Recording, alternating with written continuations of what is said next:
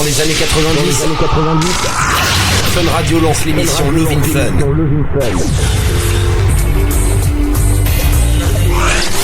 Esprit Fun 90 t'a mis quelques archives de côté.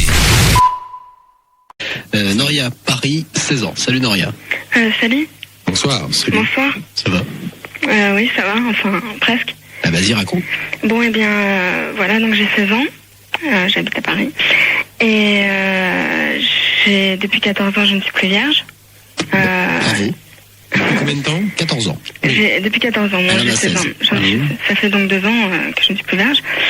Et donc mes parents ne le savaient pas. Enfin si, ma mère oui, mais elle n'était pas tout à fait vraiment au courant de mes activités. Enfin bon, bref. Et enfin, elle savait seulement que je n'étais pas vierge. Et mon père a appris assez brutalement que je n'étais plus par une personne. Donc il l'a appris et maintenant il veut une preuve. Moi j'ai tout mis en bloc évidemment. Parce que c'est pas la peine d'essayer de le faire comprendre. Tu es d'origine maghrébine? Oui. Donc pour eux, c'est primordial, c'est important. Oui, c'est vraiment très important. Il va falloir tricher un peu, ma grande. C'est-à-dire que là, ce qui s'est passé, bon, c'est un petit peu délicat. Pour te rassurer tout de même, je vais te dire que les meilleurs spécialistes des réflexions d'hymen se trouvent dans le pays du Maghreb, parce que justement, ce genre de situation n'est pas exceptionnel. Ça existe, paraît-il, même au Japon. Ah non, enfin, ça existait parce que vous avez un petit peu la même tendance, c'est la virginité au mariage. Tu vas trouver un médecin et ça, il faut trouver une complicité qui va, je suis désolé de dire ça, mais bon, l'honneur doit être sauf, mais moins pour elle. Bah ouais. Parce que c'est dramatique, un médecin qui va certifier que tu es vierge et puis c'est tout. Ça se trouve, ça, y a pas de problème. Oui, c'est pas très bien ce que je dis là. Je suis désolé, mais c'est un gros péché, mais bon, je crois qu'il faut aussi aller plus loin. Ce qui compte, c'est ta vie affective à toi.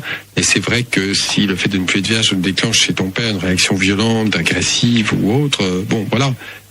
Il y a certainement un fort décalage entre vous, décalage de génération, si j'ose dire, et même de mode de vie, probablement. Toi, vivant en France déjà depuis un certain temps, et lui, étant plutôt habitué à une autre vie, une vie plus stricte, certainement.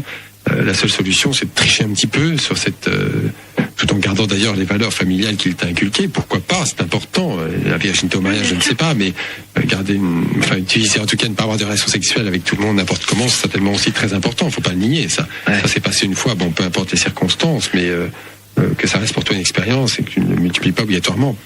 Voilà. Donc, il faut que tu trouves un médecin, un médecin de famille. Tu habites où? J'habite à Paris. Oui. No comment. Pas le doc, hein. Non, mais il y en a plein. Non, mais c'est pas moi, bien sûr. Mon père m'a donc demandé tout de suite... Va au planning familial, explique ton cas. Ils vont le faire. Au planning? Ouais, bien sûr. Ouais.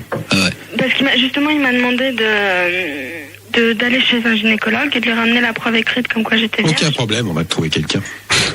Ouais, c'est vrai que c'est pas... Tu vas au planning familial, bon, c'est pas très bien ce que je fais, mais enfin bon. Mais si, c'est bien au contraire, tu rigoles. Ça va éviter de foutre le sou dans sa famille, et puis tout le monde sera heureux comme ça. Le père, il sera content, il aura sa petite preuve, et puis toi, Noria, tu continueras à vivre comme tu l'entends, et puis tu seras libre et tout va bien, quoi. Ok? Ouais, ok. Bon, on te fait un bisou. Merci. Et puis si t'as besoin de choses, tu nous appelles. D'accord. D'accord? Demain, le doc explique comment on vole une moto. Non. Je me suis fait voler, ça suffit. Ça suffit, ouais. Bon, merci de... Esprit Fun 90. L'histoire d'une époque.